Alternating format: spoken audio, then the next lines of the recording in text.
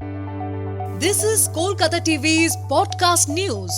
আপনারা শুনছেন পডকা। রাত থেকেই বদলাবে আবহাওয়া, জানুয়ারিতে পারদ পতনের পূর্বাভাস। আমি শুভাঙ্গী, শুনুন বিস্তারিত। রাত পোহালেই নয়া বছর, বর্ষবরণের আনন্দে গোটা বিশ্ববাসী। তবে গোটা ডিসেম্বর জুড়ে কলকাতাতে সেইভাবে পারদ পতন হয়নি। কারণ ছিল নিম্নচাপ এবং সেই সঙ্গে পশ্চিমী ঝঞ্ঝার চোখ রাঙানি। তবে এবার বদলাবে আবহাওয়া, অন্তত তেমনটাই জানিয়েছে আলিপুর আবহাওয়া দফতর।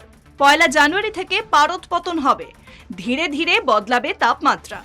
জানুয়ারি মাসের শুরুতেই আশার আলো শুনিয়েছে আলিপুর আবহাওয়া দফতর। 2 থেকে 3 ডিগ্রি তাপমাত্রা কমতে পারে, ফলে শীতের আমেজ তৈরি হবে। জাঁকিয়ে শীত না পড়লেও একদমই নিরাশ করবে না আবহাওয়া। কিছুটা হলেও ঠান্ডার অনুভূতি পাবে মানুষ। আজ মঙ্গলবার কলকাতার সর্বনিম্ন তাপমাত্রা 17.3 ডিগ্রি সেলসিয়াস। আলিপুরের তাপমাত্রা স্বাভাবিকের চেয়ে 4 ডিগ্রি বেশি।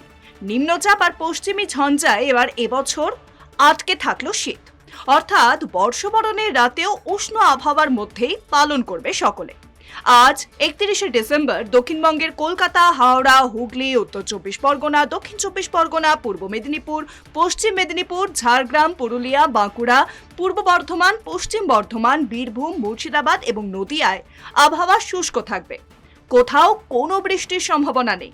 হালকা থেকে মাঝারি কুয়াশা থাকবে পূর্ব বর্ধমান, পশ্চিম বর্ধমান, বীরভূম, মুর্শিদাবাদ এবং নদিয়াতে।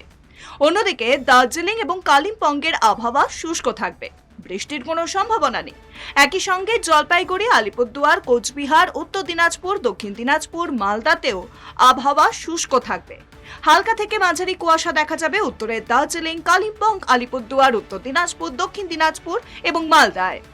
শুনুন পডকা, রাত দিন 7 দিন।